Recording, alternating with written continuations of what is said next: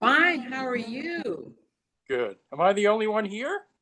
You, Julian, Oh, there's someone CEK, there's Janice. hi, everybody. I just to see you, so that's you. We've got a few. We are recording, I believe. Yes. Yes. Hi, Julian. How you doing? Good. How are you?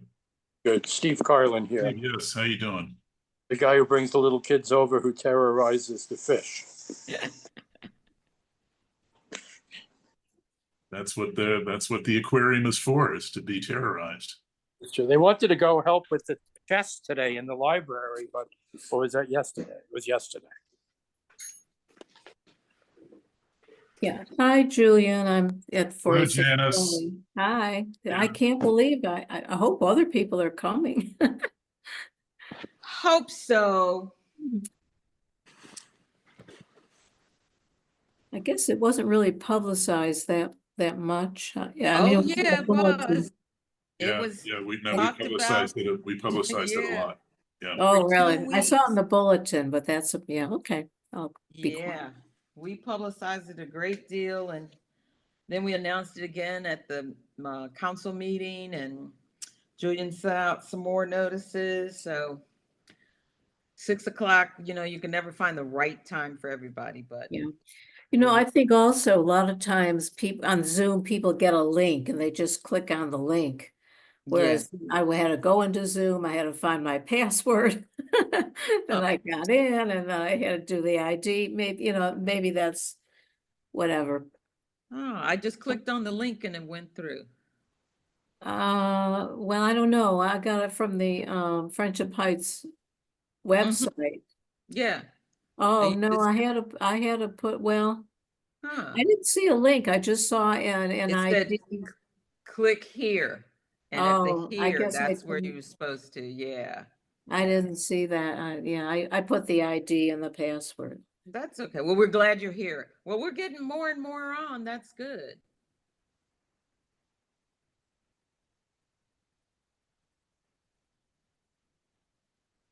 Okay. It's 6 o'clock. We're going to wait a few more minutes and see if we get some more on, and then we'll start right at it so we can get out of here by 7 at the latest.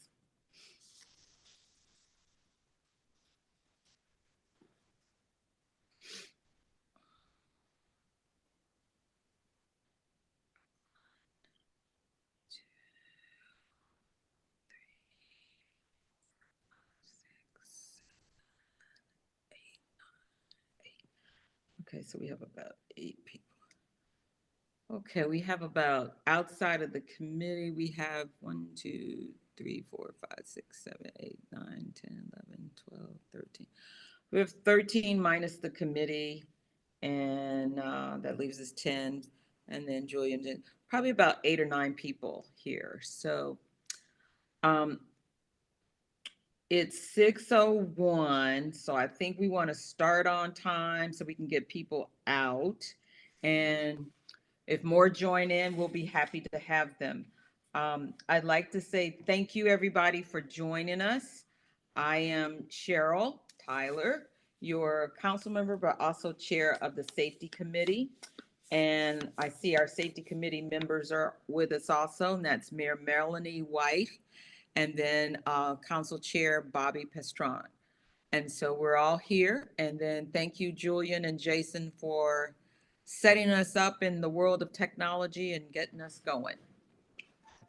So we want to start off today with just hearing from you. Excuse me, and that is my little doggy barking. So we want to start off with everyone knowing that we're here to see how you feel and what you want to say about safety and security in the village, and how you see it improved, anything you think we could do better. Just give us your viewpoints on and your comments about what you think about safety in the entire village. We don't want to get into, your particular building, but we want to hear what safety concerns you have about the village at first. So if you have something to say, please raise your hand, or if you're familiar with it, you can use the chat room at the bottom and write whatever it is you'd like to write in the chat, and we will answer those questions. And if you have something, just raise your hand and let us know. And the floor is open. I can see only a few. Everybody else's picture's gone. Okay, Janice has a question. So Julian, if you let Janice speak. She could, Yeah, you can unmute. hi. Yep.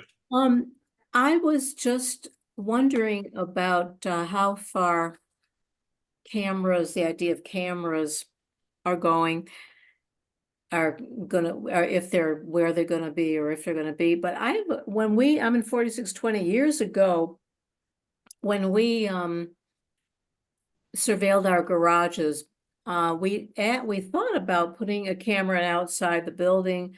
But our contractor at that time said, well, no, if it's on private property, you can't surveil a public, like the public sidewalk. And I don't know if that's true. Have you heard anything about that, or what's the issue there? I'll go ahead and answer this one. You have a two-part question. Yeah. The camera project we're still looking at, because we're trying to do a joint program with Montgomery County so that they can monitor the cameras for us, and we don't have to pay for the monitoring. All it is that we just have to get the cameras. So we're still waiting to find out how much those cameras would cost us. And we did do a walkthrough through the village to look at some placement of it if we did put cameras in the village. We did do a small walkthrough. We haven't heard back as to how much those cameras cost as of yet. There have been different prices, and the county had some changes in the type of camera to use. So we have a big meeting next week with the business community, and the police officers will be there then. But that is a question I can still send out to our point of contact with the police to see if they've had any current update at the cost of those cameras. The second part of that is that your person who you worked with is correct, that you have cameras that do face the public. However, there are buildings in the village that have cameras on the outside already. They face the private property, and then depending on the lens and the power of the lens, some of those cameras can search and go out to the public street. The key with that is that we have an agreement with one building already that their camera, we have access to the feed off of that camera. If we get into the police program, and any building that does get into the police program for the cameras, because you get a rebate back, the only difference with that is that you will allow the police, if there were an incident that occurred in front of your property or on your property, the police then would have access and request that from the building, from the property, to have access of that film so that they could see anything that may be involved with that particular incident. So hopefully that answered both of your questions. But we sent the information out, and again, we will talk about it when we meet with the business people again, that they can apply through Montgomery County to get cameras for their property at a discounted rate. So hopefully, and we're going to encourage them more, because more money was put into that program by the county to be able to purchase those cameras. So let me clarify. So the council, Friendship Heights, and or buildings can take advantage of this Montgomery County program Correct. that gives reduced cost to certain kinds of cameras, I guess. Yes, there is a dollar amount that goes with that reduced amount. I think it's $1,200. Julian, you may correct me, but I think it's $1,200 is a discounted once you purchase the camera and go through the program and apply for it. And there's paperwork to fill out. they will give you a rebate back for the purchase of every camera. Yeah, and what's the exact Montgomery County that a building would apply to? It's the Montgomery County Police Department. Oh, And the police we department. will send out that link again and with that information to the building managers so that they can have the information again to get involved in that program. Okay, and it's just the cameras. They don't help with installation or anything. They do everything, and that's why Oh, we're having really? the business group is having a workshop, safety workshop meeting next week. And Oh. so the Montgomery County Police point of contact will be there then, so we can go back over the program and what it is that people can do and what we should be telling our residential residential buildings within the village. Oh, okay. Thanks very much. Mhm. Thank you. Can I just Steve- add, Yes. one comment to that? Go The camera program is to be funded by the county, but it's been, the funds have been requested by the police department in the county budget, and the county has not adopted the budget yet. They're in deliberations right now, and then they'll take a final vote. So Okay. it depends on the outcome of the county budget, how much money will be in the camera program, which is, I think the same goes for the drones as well. And I think part of with the camera because, and remember, our point of contact that we deal with, that we work with, there one time the cameras that they were recommending were very inexpensive. And then they did another study and the technician came up with this really expensive camera. So it went back to the table. And so that's why it's still kind of, we don't know what cameras they're going to recommend. But we will find out when we have the meeting next week. Okay, Steve, you have your hand up. Yeah, hi, Steve Carlin from the Elizabeth. I just had a couple of things about the overall safety. I know they mentioned in the newsletter that the speed bumps are going to be put up. I mean, I think traffic and people not stopping at the stop signs, you know, is an issue. That one speed bump that's on the other side on Hills Plaza, you know, I hate speed bumps, but it's effective. And when are they going to be putting the other ones up? The speed humps, as we found out at the council meeting, should be going up no later than the end of this month. Oh, great. The rest of that project is the painting of the crosswalks, and that will depend on the weather and the rain. So that's part 2 of the project. But right now we're hoping that there was a delay, but the humps should go up before the end of this month. Okay, and will there be the flashing lights too? I noticed some in other parts of Chevy Chase. Either they have it on the stop sign associated with the bump, or on the ground or something. There is a requirement by Montgomery County that we have to have lights at a certain location. And Julian, you might want to explain about those signs. We do have one over by where the one hump is now. There is a flashing light there. Good, So, good.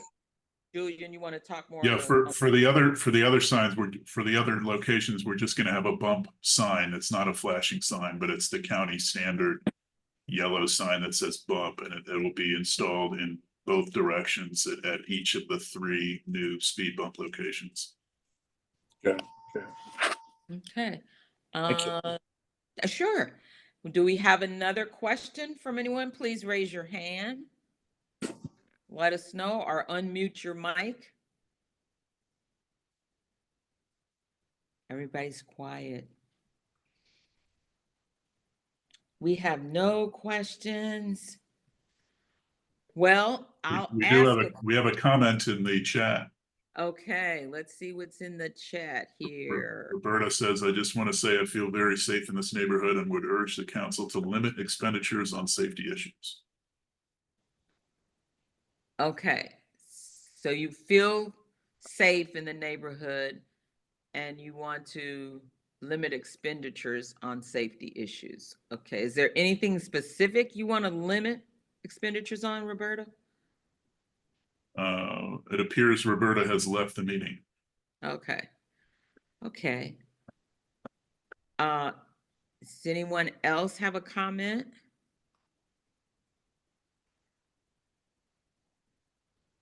Okay.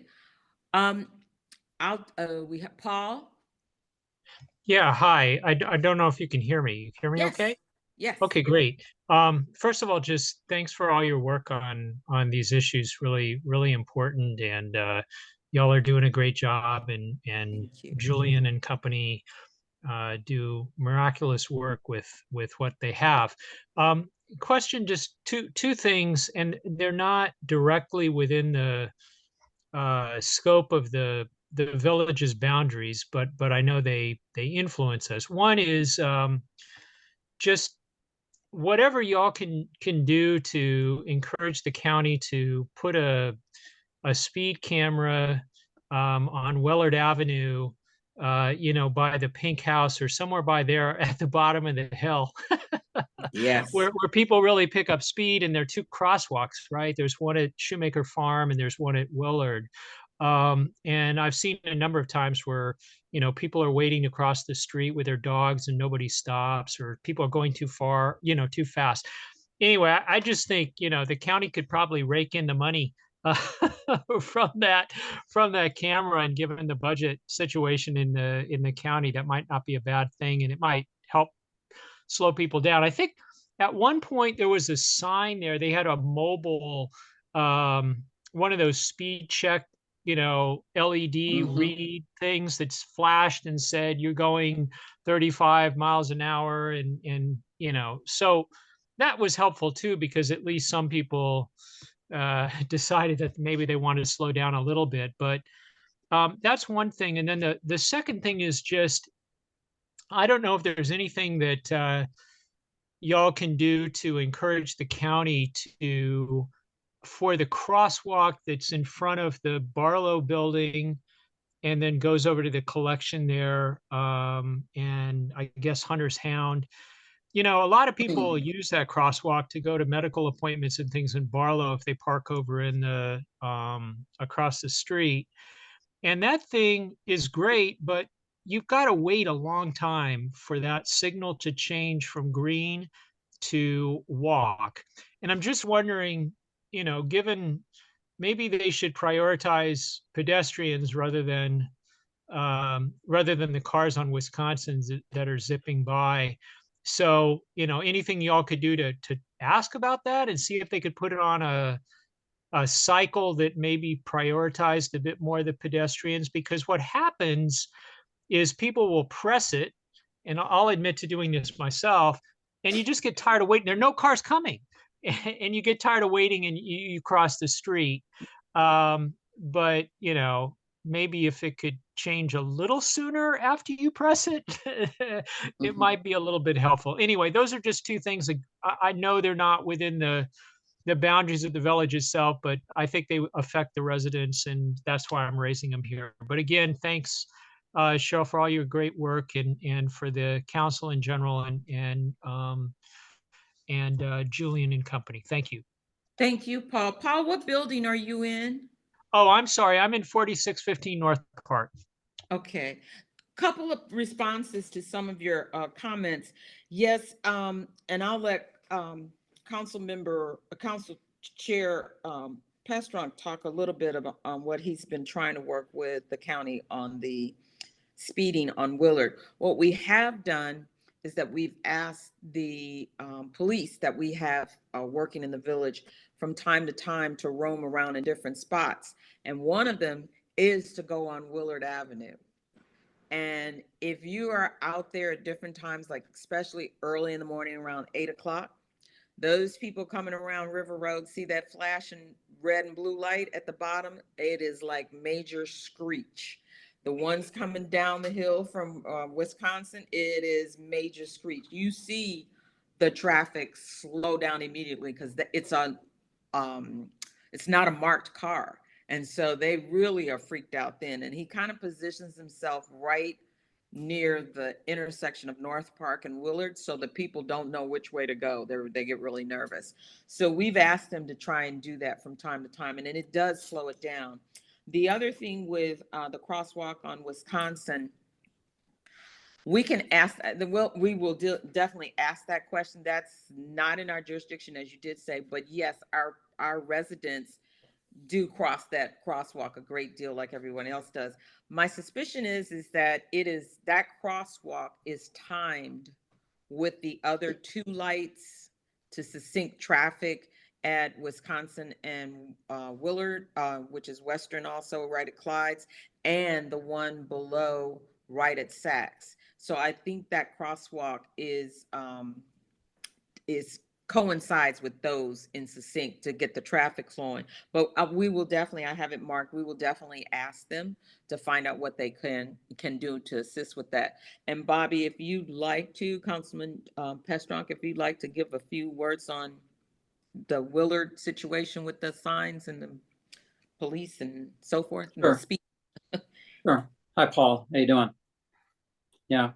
Last fall, I had several conversations, sent several emails to folks at the county, to our councilman,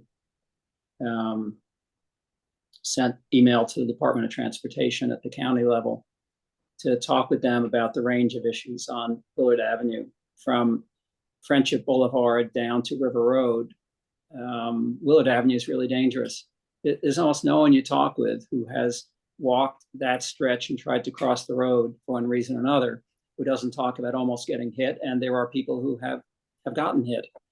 So in bringing this up with them, what they told me is that sometime this spring, they would in fact consider putting additional flashing lights at one or another intersection along Willard Avenue, like they have up by the Whole Foods. And so I've just been waiting to see whether they do that.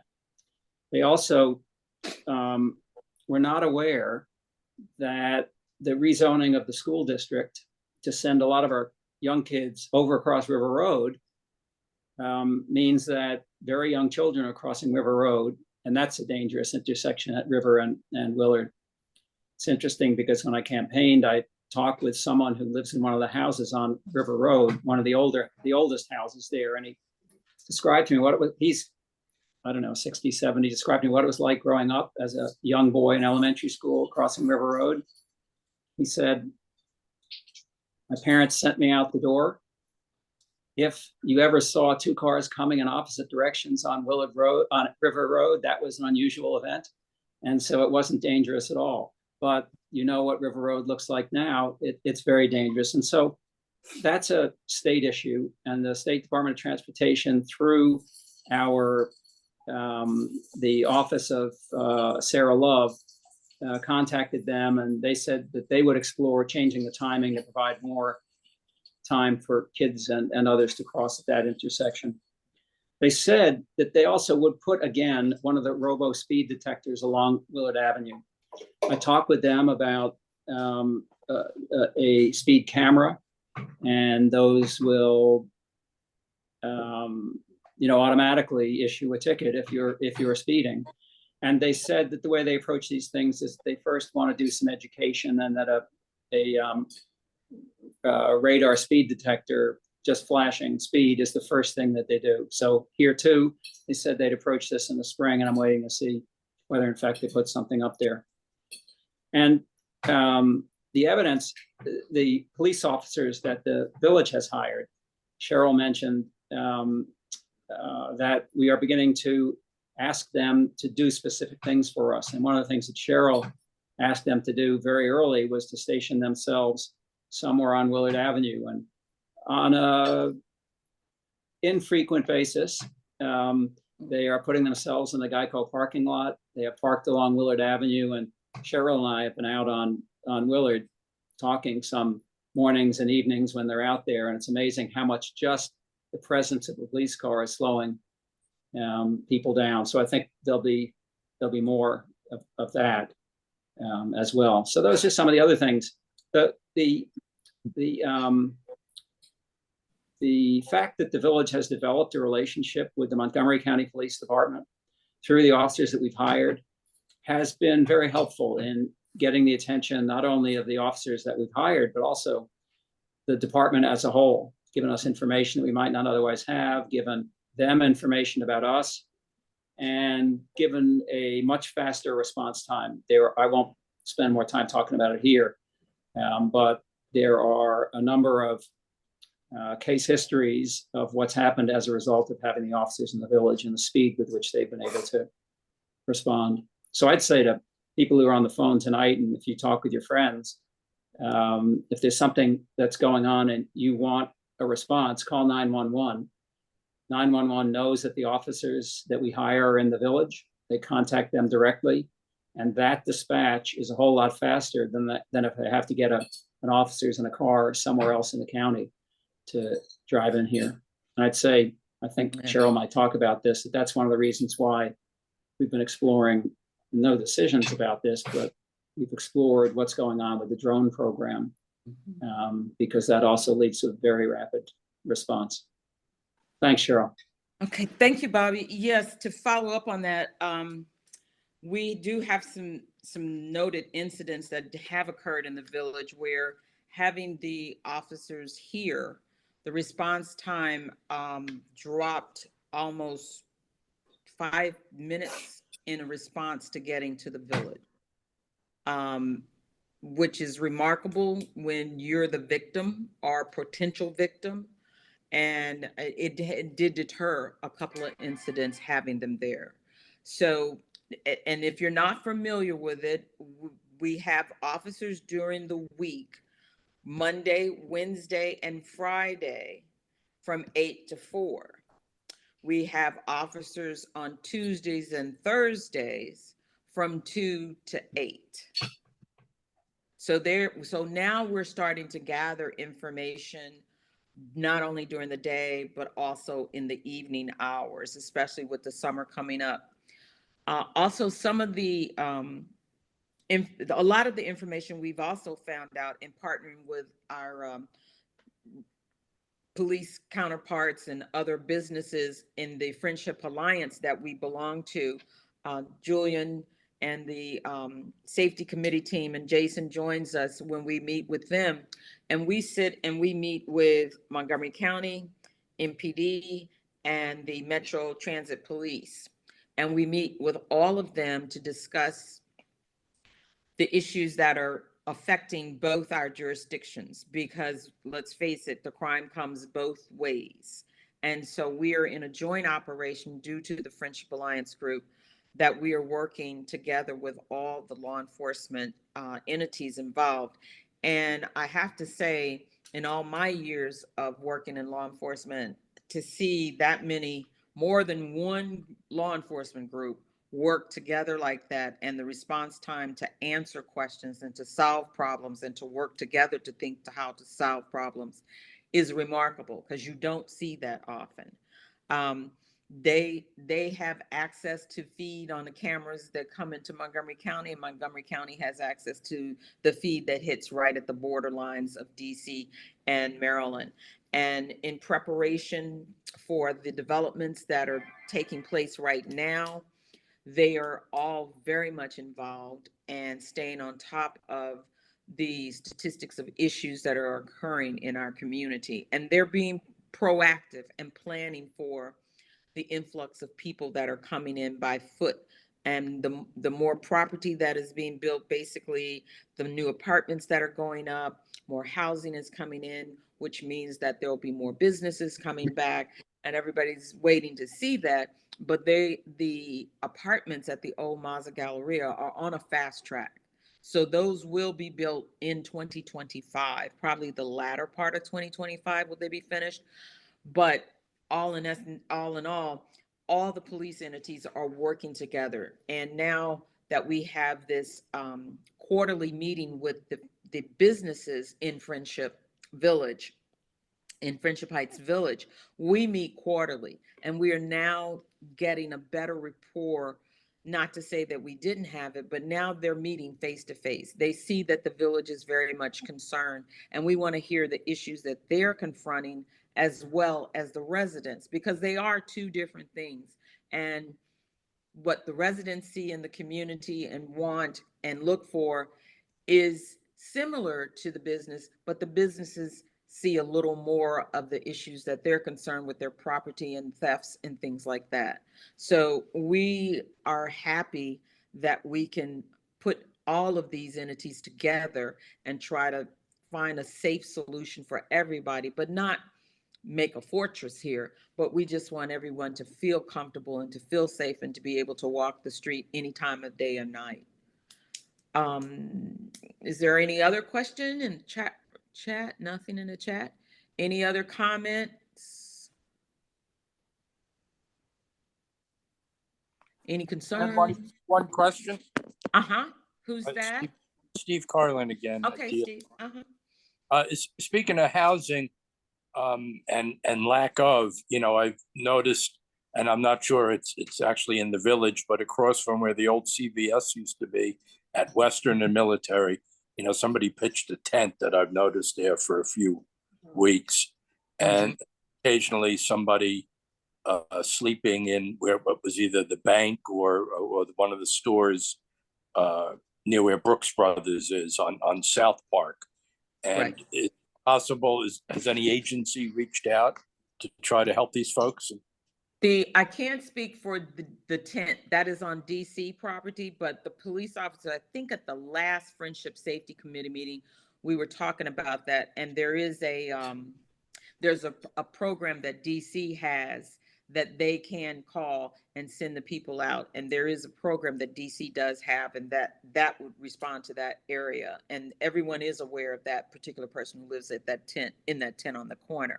As for the person who lived around the corner of Brooks at the entrance of the old bank and the Sylvania's store, Officer Johnson, when we walked we being the safety committee and Julian and Officer Johnson from the Montgomery County Police Community Service Group walked the village a few weeks back at night to do a security assessment of the entire village, did talk about that individual who does bring his cart and stay there in front of the bank little 24 window and that little indentation. They do know him. They have reached out to him. There is they try to get him to go to a program that is in Montgomery County. They know him by first name and he knows them. So from time to time, if they do a patrol, the police around here know that that person is there.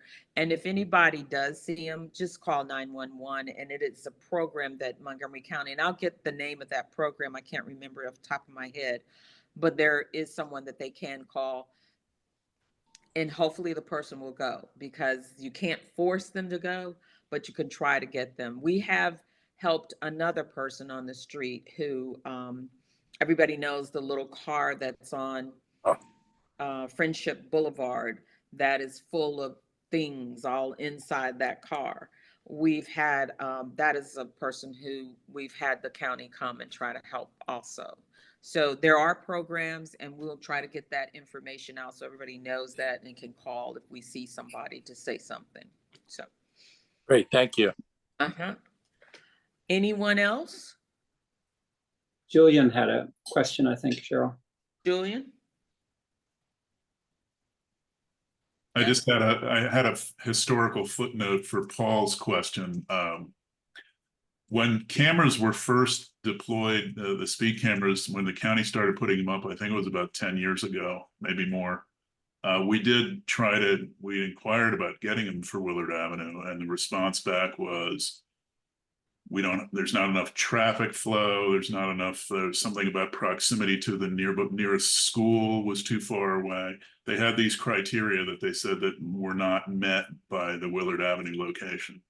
I don't know if the criteria have changed since that time, but that was the response back then. And so these other measures that Bobby and Cheryl talked about are more feasible and practical, at least for the moment. But we did inquire about getting cameras way back then. Yeah, to tag on with that, that's very true. It was a lot. Montgomery County did have a lot of restrictions. And again, it was because of, as the example Bobby gave about River Road, back then this part of the county was fairly, didn't have a lot of traffic in the hustle and bustle it does now. So they have changed. They're coming into grips with things. And it's not an excuse, but just as all police departments, the police are stripped of a lot of things that they can do. And some things that people have asked us about is really not in the police's jurisdiction.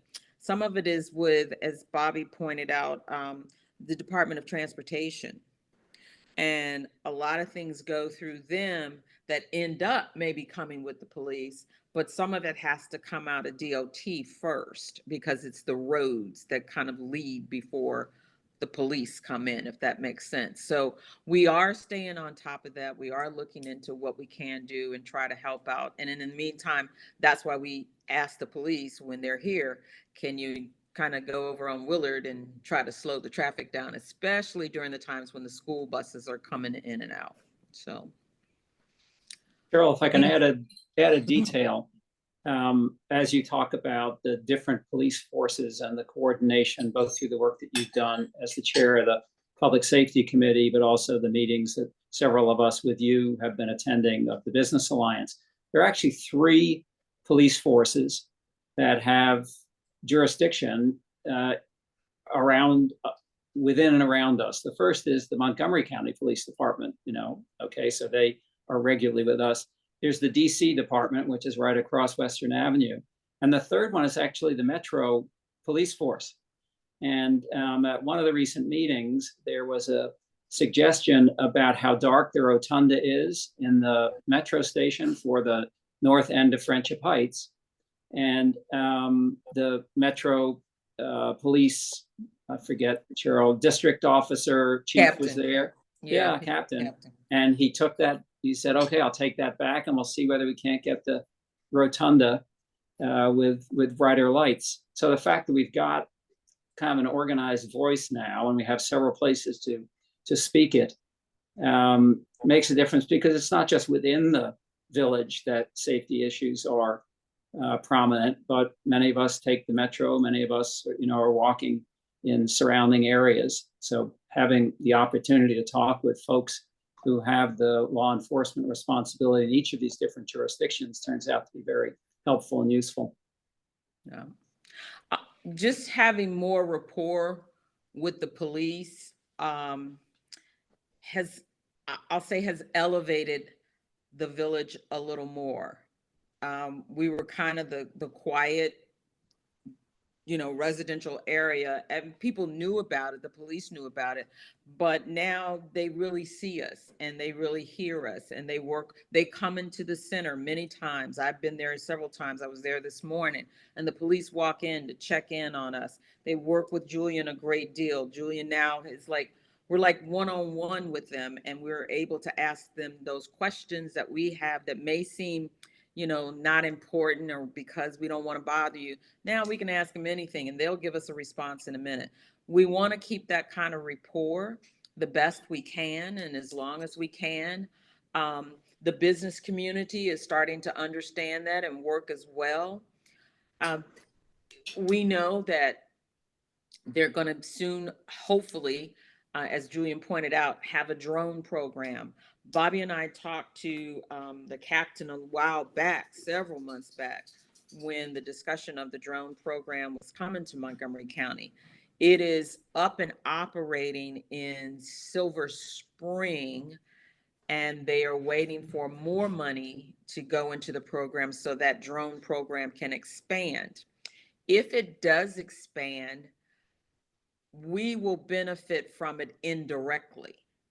And I say indirectly because we don't really have a very high peak of land in our area, but it is in Bethesda, in downtown Bethesda.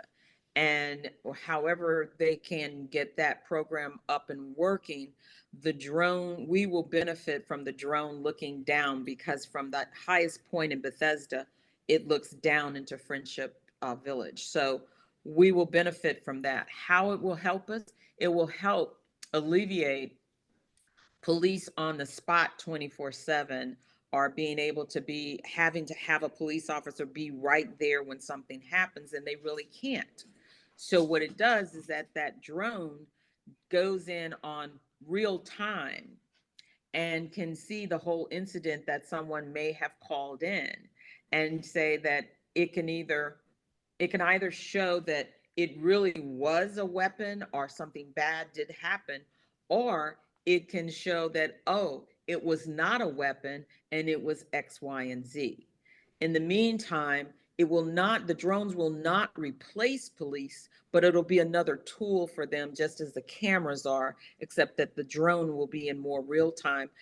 And the cameras now are in real time as well. So they are progressing, and I will have to say Montgomery County is trying to be in the #1 spot on technology used to assist with the police. And in fact, this program um, was used in California, and it was a trial program in what is the section? Rodeo Drive. And it was a story on 60 Minutes, probably about 5 or 6 months ago. And Montgomery County's drone program was used out there for a template just to see how it helped them. And it went over and was received very well. So that put us up on the ranks of being looked at, in large cities with major police issues and larger populations. So if that program does go into play, like I said, right now it's in one area. It may come to an area closer to us, which would be Bethesda, and we would benefit from it then. Hopefully the camera program and will be funded just as well as the drone program, and we will benefit every which way we possibly can. So we are getting our seat at the table, which is what we've needed to have for a long time. And not that the previous council or Julia and them were not doing a good job. It's just that timing on things. We just have to seize the moment to try and put our faces out there and let them know that, hey, we little guys over here in Friendship Village, we're alive, we count, and we want to be heard as well. So that's what we're just trying to do, is to make sure our voices are heard as well. Melanie, did you have anything you want to say? I did, thank you. Bobby's comment about Metro Police reminded me that we've asked to have some burned out lights replaced. I think it's an electrical issue, and I didn't know if you or Julian had heard any updates on that. I think it's a pretty complicated problem. It's not just replacing bulbs, but Exactly. have we heard anything about what's happening? Not lately, so we'll continue to check it, but the last we heard was it was kind of a finger pointing between the county and Pepco. And it appeared to be resolved that it's a underground wiring electrical problem, which is not Montgomery County. It's the Pepco wires that feed those poles, which sounds like a more complicated fix.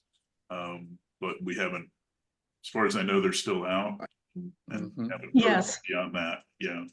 Yeah, We'll keep for the people that aren't familiar with it, it's 3 lights in a row that are right next to the entrance to the Metro on the west side of Wisconsin.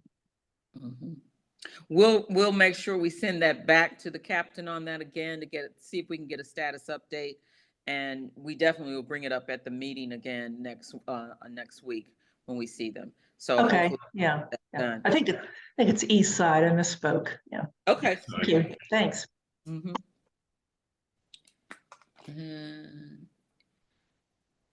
So that everyone knows, I think we kind of talked about it.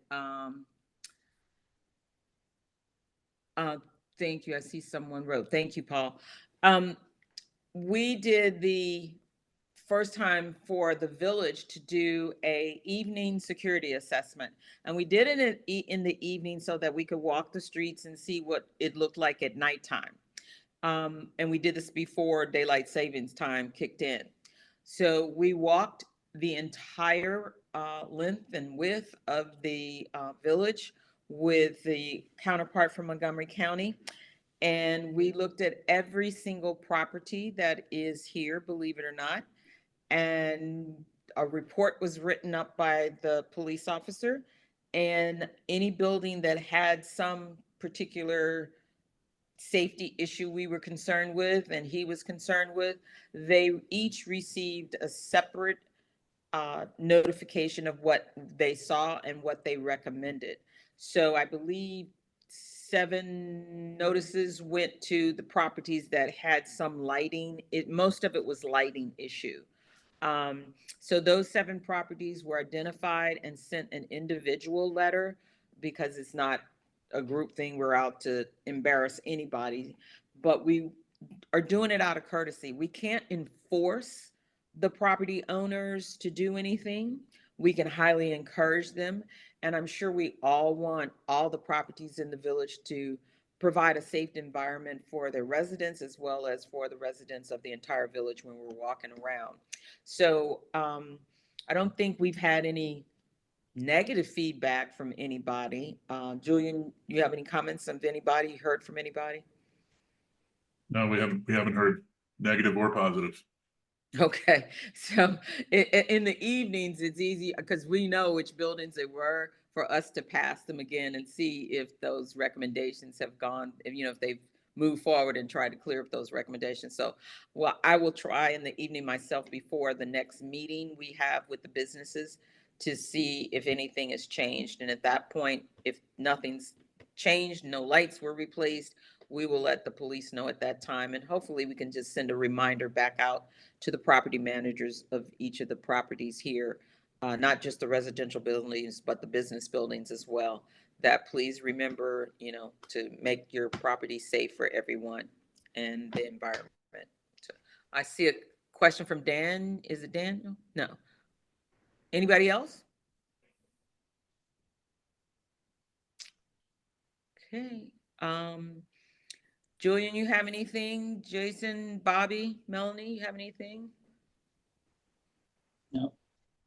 Okay. No. Well, if we don't have any questions or comments, it's 6:45 almost. I just want to say thank you for joining in on this first resident safety town hall, and we hope to do another one. We have something in the chat right now. Oh, thank you, Carol. And please, email us, email Julian. Julian will get it to me. I got a question yesterday. If you have anything, we want to know, this is where we all live. So we want to make everybody feel as safe and comfortable as we possibly can. If you see something, it's a famous old statement, say something and call 911 because the police do respond to us very quickly here. So have a nice evening, stay safe, and enjoy the upcoming spring, summer weather. Thank you so much. Thank you. Bye-bye. All right. Thank you. Thank you.